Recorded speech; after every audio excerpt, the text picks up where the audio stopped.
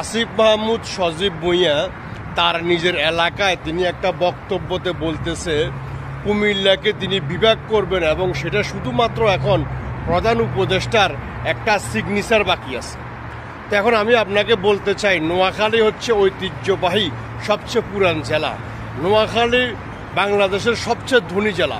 বৃহত্তম নোয়াখালী বাংলাদেশের 35% রাজস্ব বহন করে। আপনার কুমিল্লা বাংলাদেশের কি বহন করে? বাংলাদেশের জন্য আপনার কুমিল্লার কতটুকু ভূমিকা আছে?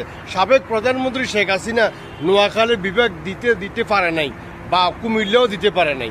তিনি সেটা নিয়ে অনেক অপেক্ষা ছিলেন। এখন আপনি আসছেন 2 দিন ধরে, আপনি বিভাগ দিয়ে দিবেন। আপনি বিভাগ দিয়ে দেখেন, তারপরে দেখবেন কি হুলুস্থুল শুরু হয়। নোয়াখালী করে তো এখনও চিনেন নাই কীরকম আন্দোলন শুরু হবে সারা বাংলাদেশ নিয়ে, সুরা বাংলাদেশ অচল করে দিব, সেটা তো জানেন না। আর বিভাগ দেখবেন আমরা গাত মায় দিব নোয়াখালীরা, বুঝছেন নি? এমন খাইছেন খাইছেইব পতাকা খুলি হরে রাস্তার মধ্যে আনন্দ লাগবো।